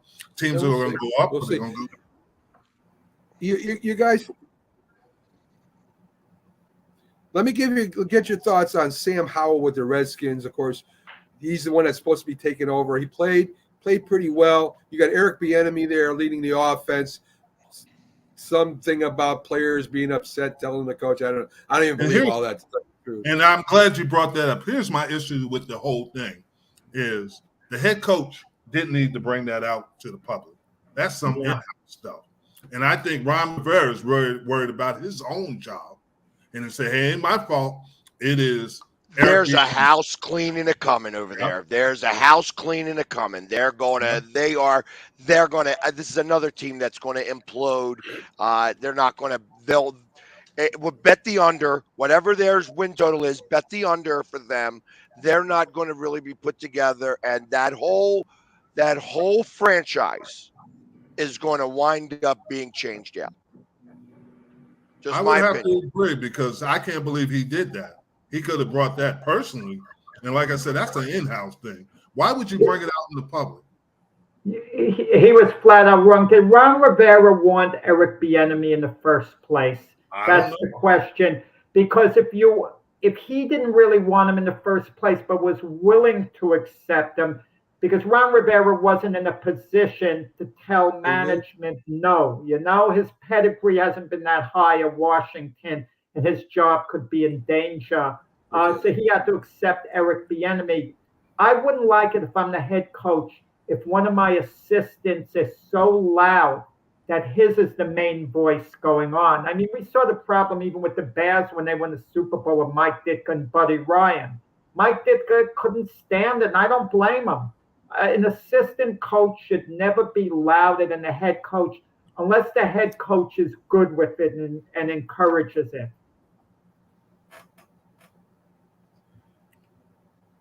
I mean, what do you guys respond to that? I don't know. Well, we all knew that, and I've told you before, Bieniemy has baggage.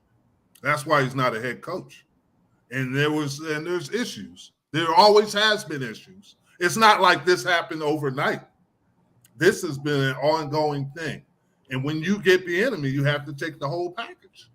The Washington franchise is going to have baggage. If they get off to something like a 1-4 start and they're a mess and they want to replace Ron Rivera, they're nearly forced to replace him with Eric Bieniemy. Could you imagine they bring in someone else, how it would look? So they got to live with Ron Rivera the whole year and then reevaluate. Jack, you have a better chance of coaching the Washington football team than Eric Bieniemy has.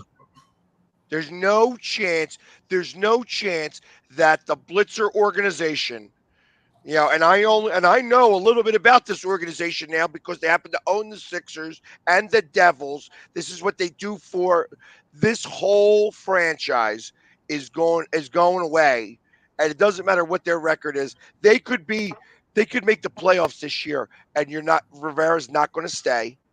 Yeah, Bieniemy's going to be gone. This is the year that they just see what's going on, they evaluate, and then they cut. They cut ties with everybody.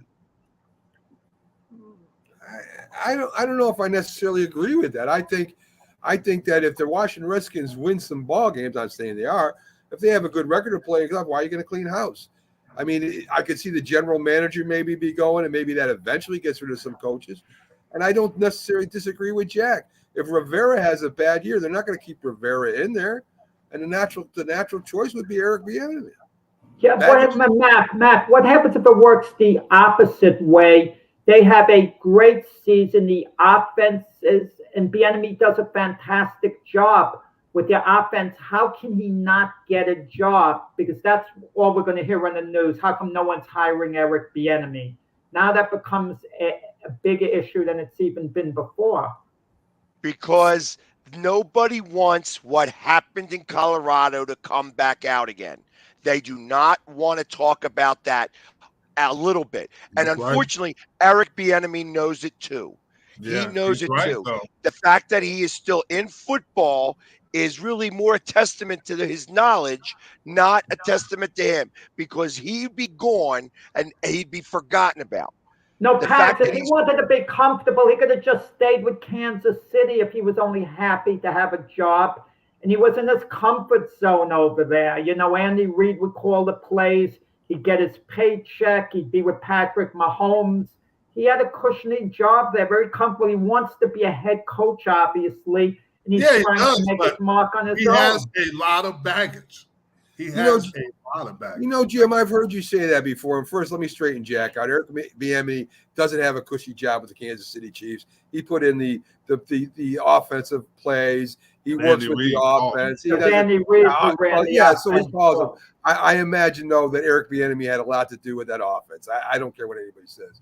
And secondly, you keep talking about what happened at Colorado. I read what happened in Colorado. That wasn't all Eric. More in depth that hasn't been told because I worked. Okay, and I know what happened.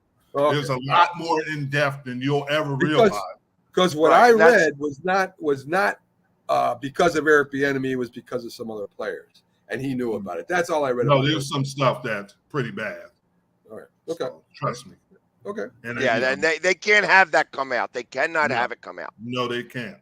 Well, because not only the ripple effect of that coming out will not only affect Eric Bieniemy, it would affect college football in general. Because it's not what happened with him happens in a lot of places that nobody talks about. So it's we covered the hazing and all that stuff. Well, it's not hazing. It's worse. Worse than hazing. Yes, it's worse. Worse than sexually assaulting softball girls. Now we're talking about oranges and oranges. No, let's not go there with that. Okay, all right. All right. But I'm just telling you that he coaches hard. He does coach hard, and Rivera knew what he was getting, and to bring it out in the public is not right. That is a bad deal because now you've already created problems because now he's already telling the press, hey, it's not me. He's coaching them hard, and some of the players are complaining to me. Why would you say that? We wouldn't even be talking about this if it wasn't for Ron Rivera. Think of it, right? We wouldn't even be speaking about it now. That's my point. And you know what? And the fact that he, to be honest, the fact that he said that, actually, I like. Because now it's like, hey, listen, we haven't been a good team. So I got a coach who's out coaching these guys hard. That's what I would have thought. That's tough. If you don't like it, that's tough. I feel like that's kind of what I didn't hear anything of the story, but that's what I think when you guys when you say this, is that he's the one saying, I want this guy coaching hard. No, and if they don't like it, they can go cry at another football team. But he didn't say it like that. He said it basically that the players came to me and said this. Why?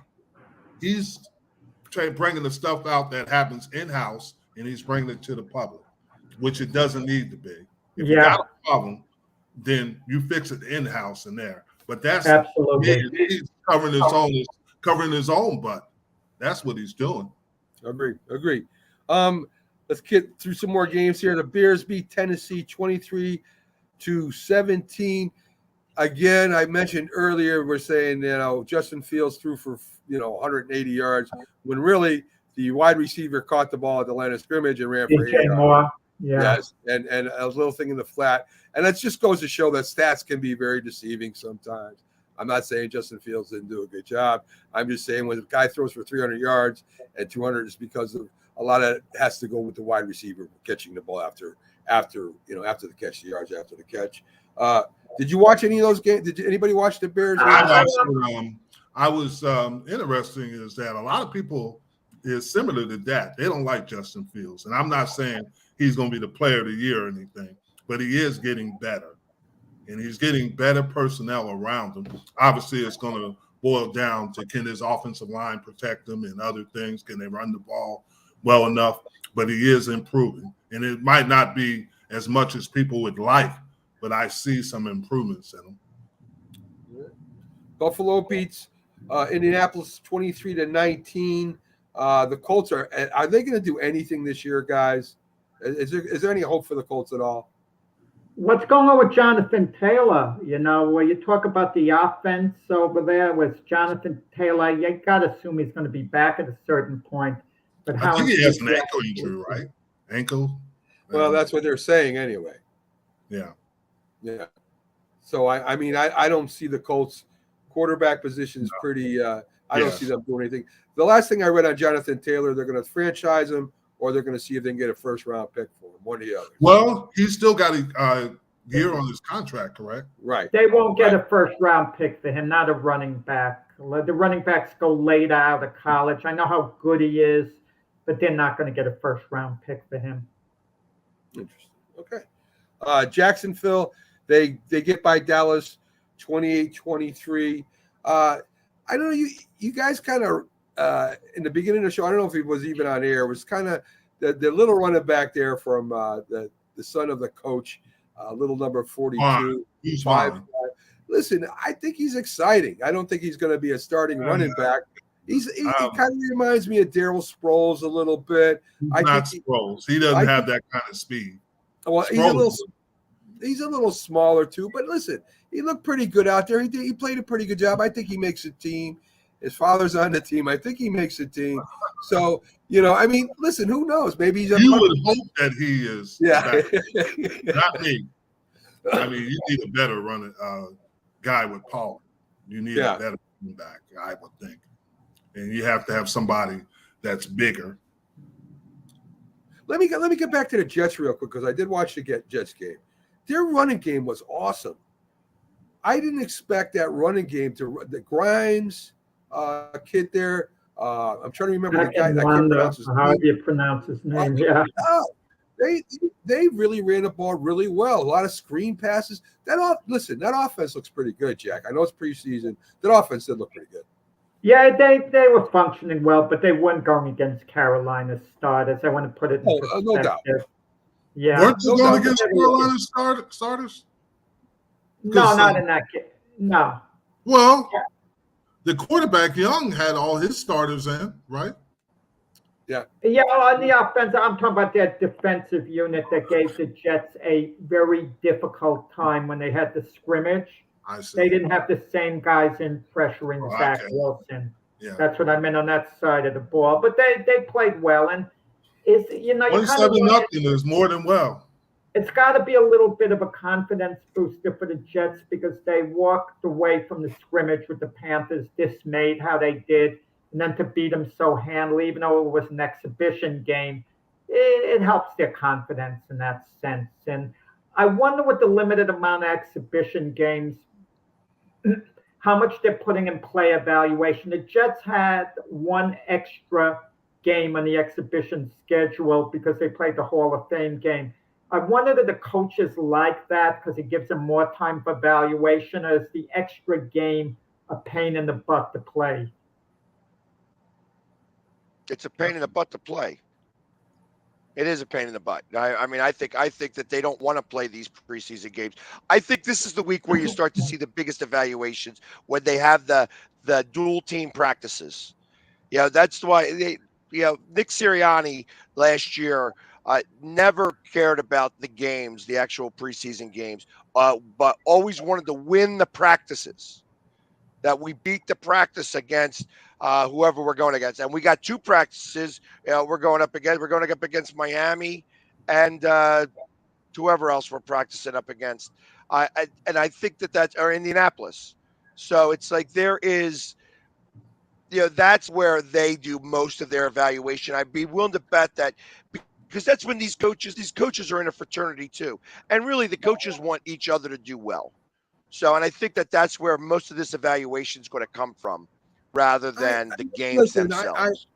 I don't necessarily agree with that. I think the preseason games are a lot better way to evaluate. You can actually hit the quarterback, and you can actually do things that you can't do during the practices where they're holding people off. So I don't necessarily agree with that. I think it's all about evaluation packs. I think the day you come in from the first day of camp, you're being evaluated. So I don't necessarily agree with practices. Combined practices are better than preseason games. I think a game is just always is a little bit more important, whether it's preseason or not, than just a practice. But that's just my opinion. I'm telling you what the Eagles coach says. Not what you think, Mac, but the Eagles coach says I don't care what he'd rather win the practices than the preseason games. I don't care the preseason games, they're not doing anything from their playbook. I do not care what the Eagles coach says. I got my right opinion. Oh, that's okay. That's why the Giants. That's why the Giants are always towards the bottom of the division. Yeah, because and the Eagles are at the top. Because I'm coaching the Giants. That's why they're at the bottom of the division. There you go, Bags. That makes sense. Right. No, I mean, certain players are going to start, so you just want to fine tune for opening game. Some are trying to make the team. I think there's a limited amount that they're seriously evaluating. And I think it's very important that when an assistant coach advocates for a guy to be on his unit, I feel that has a big influence on the head coach. Jim, how much evaluation goes on during the preseason? Please tell him. Nobody thinks that there's a lot of evaluation. Training camp through the preseason. Thank you. Training camp. What you're doing basically is what the top 22 players are on your roster. You're looking at the bottom of the roster. Who can help you on special teams? Who can help you in a situation of injuries? Those are the kind of players you're looking for. And the best way to evaluate them is in a game type situation. You mentioned earlier in New York, the show about the USFL, XFL. The reason these players are getting opportunities is because they're playing in game type situations. And you can get a player that understands the speed of the game. So that's what you're looking at. I mean, when we practiced against the Raiders and the Rams, they ended up being big brawls. So we didn't get anything effective out of them. They just ended up being fights. And then we just go back and practice against ourselves. So, I mean, I always looked at it like I always thought that really the competition is for the last 15 spots. Yeah, 52. So 37, 38 players are already going to make this team. You got the last 15 spots that you're fighting that's for. what preseason is. You're going to find the last 15 players who can help you win games. I mean, there's bubble players. You got players for depth only. Of course, special teams is a big part of getting it. But I mean, there are some positions that are up for grabs. There's no doubt that positions up for grabs there that a rookie or a second-year guy can get. They are up there. So I mean, there's always that shot. So anyway, and there's somebody that always is unexpected that you never expected to be that player that's fighting for that roster spot, and that's what they're talking about. I agree 100%. Finish up the preseason scores. The Ravens walloped the Eagles 20-19, and you got the Chargers beating the Rams 34-17. The Rams. What do you guys think about the Rams this year? Any chance at all for them? No, I don't either. I really don't. You want to know something? They won their Super Bowl. Even if they hit rock bottom the next few years, they won the Super Bowl. So let that hold them over. And LA doesn't support the Rams anyway, so they're the who cares team of the NFL. That's very true. They should have stayed in St. Louis. They had a good thing going. I agree. Or in Arizona, they had a good thing going. I don't understand why they moved from St. Louis. I don't either. I don't know what happened there. Realignment. Maybe why they moved from St. Louis?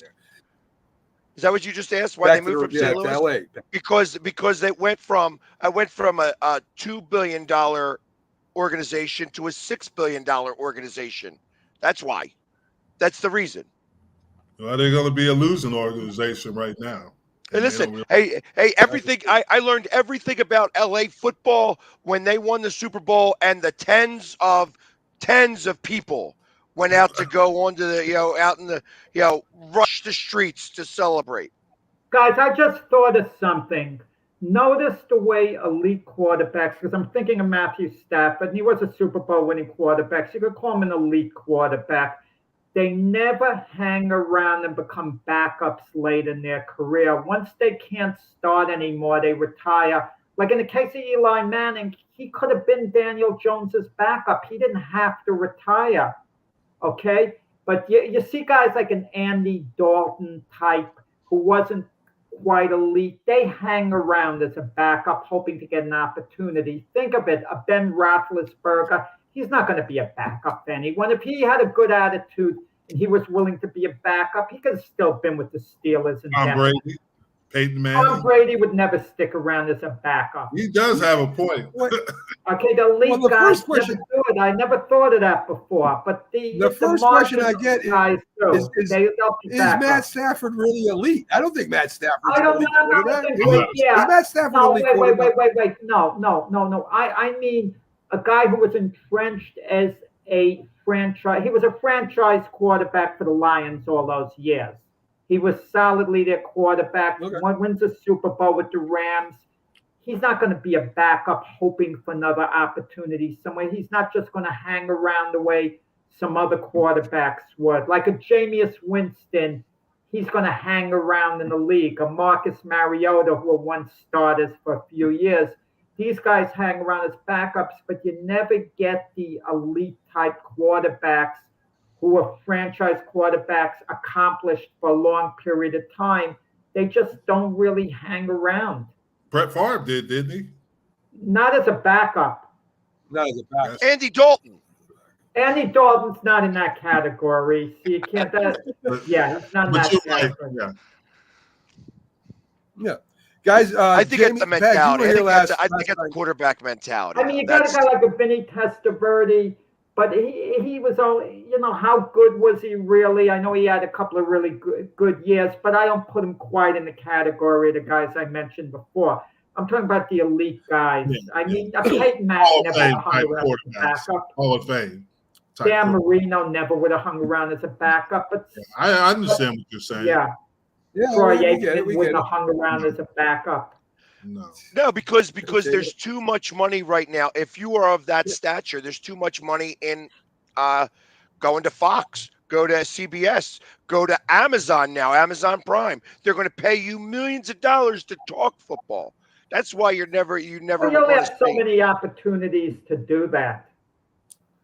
So Pags, we put together. I should say I did. I put together an all-star, all-time NFC East team. We did a defense. We already did the first string. I'm gonna do it real quick for you, and I did their subs. I'm gonna do it real quick for you, and then we'll go over the subs for the all NFC, all-time defensive team.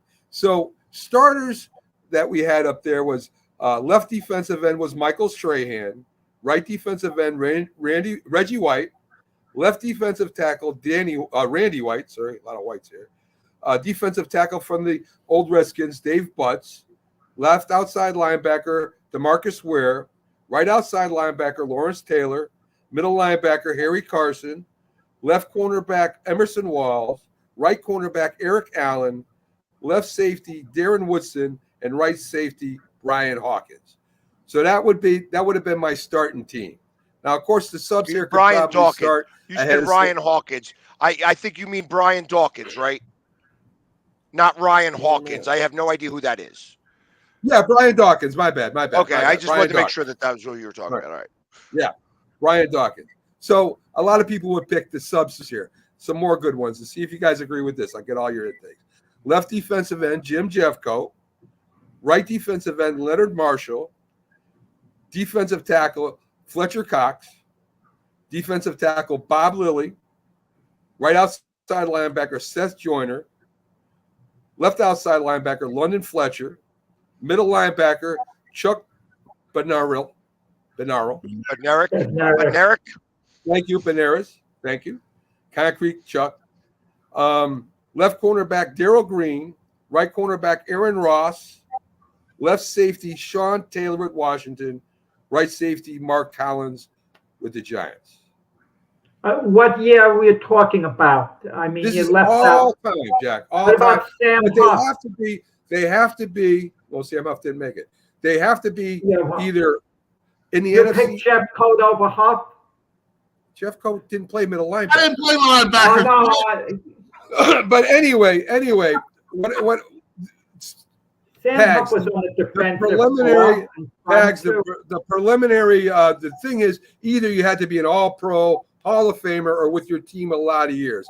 So there might be some new players in there when we go over the offense. But those were the starters as opposed to the subs. Like I said, either one could have been in there. If you want me to go over anything again, I will for you. I just want you guys' opinions on it. So if we put Jim Jeffcoat in the left defensive end, is there any problem with that? No. I mean, in comparison to some of the ends, I mean, obviously Reggie White, or I think of that, and I think of on that same level, just who played just before, or maybe even actually had some carryover. It was Clyde Simmons, very underrated defensive end, who also I think he got 99 sacks. He didn't get the 100th sack. Yeah, But very similar player to Jim. But Right. because I don't like Cowboys, I would be more Clyde Simmons. But I love Jim, so I'll let him stay. Any problem? Any problem with Leonard Marshall being the right defensive end? I know you said Clyde Simmons, Leonard Marshall. What do you think? No, Clyde Simmons was better than Leonard Marshall. But there were other defensive ends. You got obviously Dexter Manley, right? And guys right. like you could go. Could have put them in there too. Really good in that era. There was some really good defense. Well, you're talking a lot of 80s and early 90s. Yeah, Charles Mann was another good one. I But think Darrell Green has to be a starter. Okay. Yeah. And I kind of agree with that as well. Like Darrell Green is he was the best at his position for a long time. Yeah, I agree with that. We go back to the days of Spider Lockhart.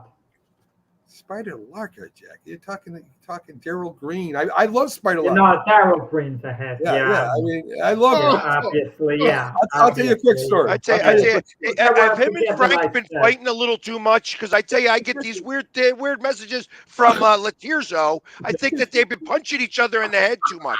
Well, Spider Lockhart was. Mac talks about Fran Tarkenton all the time. Lockhart, we're not talking about Fran Tarkenton. Teammate on the Spider Lockhart was an all-pro, but he's not in the category of these guys right now. Okay, that's Herm Edwards made the most famous play for Philadelphia. Herm Edwards, Herm Edwards.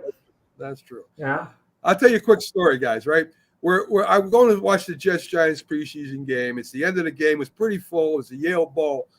End of the game, I'm down by the wall. I've watched the whole game, and I'm about 7 years old. Game's over. I jump the wall. My father's yelling, screaming for me to come back. I don't care. I'm running out of the field. So I'm running full speed, and I run head on into a player. Pop. I hit him right into him.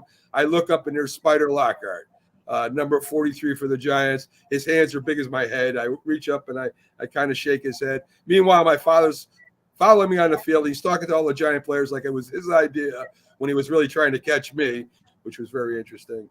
But that's the first time I ever met a Giant player in real life, and that's a quick story for you. So, anyway. I have a similar story. When I was 7 years old, I tried my grandmother, who said she knew Bill Berge, said, "Hey, listen, tell Bill that Louise says hello." So I ran out there, and they didn't see me as they're running off the field. So I almost get trampled on by the Eagles leaving Widener University in their preseason, and I never got to give the message. I wound up delivering the message a month ago when I was with him in a podcast. Let me ask you this: who's your defensive coordinator? Your all-time Giant defensive coordinator? Is it Bill Belichick? Bill Belichick or Tom Vince Lombardi? Lombardi. Tom Landry was a defensive coordinator, not this Lombardi. But Jim Johnson. Tom Landry, excuse me. That's who I'd say. Jim Johnson was by far the best. I'll tell you, those defenses. Get out of town. Get out of town. Even Jim Jeffcoat saying that. Even Jim Jeffcoat saying that the level of player that they had on that defense was not elite, and Jim Johnson was a master at making sure that he used his talent the best way. Tom Landry, Tom Landry was the innovator that came up with the 4-3 defense. Coach Landry, you can't argue against him. He came up with the nickel. He came up with the nickel formation, the dime formation. I mean, this guy was an innovator. Yeah. I'm not saying Johnson was I'm not saying he was a bad coach. He is good.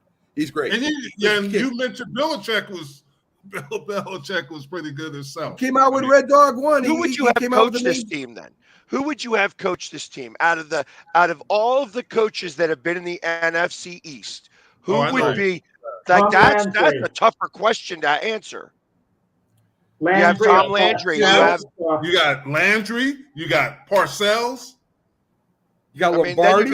You could even go as far like Vermeil wasn't great here, but he did win a Super Bowl. Then you got Andy Reid, who again went to 4 Super Bowls. It's like it as a coach, as a regular coach. Lots of choices in the end, and then it's Gibbs. They just took a Gibbs. Oh yeah, most underrated coach, Joe Gibbs. Yeah. Well, we're over time today. We're getting into this. Yes, we're over time today, guys. I want to thank everybody for coming in. Watch Gold Club Viz with Jack and Frank Latirza. The two crazy guys will be on Monday night talking about 2 of the biggest fights. Jim Jeffcoat, Byron Williams is in JMP Talking Shop every Wednesday, 8 to 9. And, of course, Pags, just look for the Philly Sports Guy. He's all over the place, TikTok, Facebook, Instagram, right now into the Phillies as they continue pushing on towards the World Series. Folks, thanks for joining in today. Have a great Sunday. We'll see you Thursday on the back.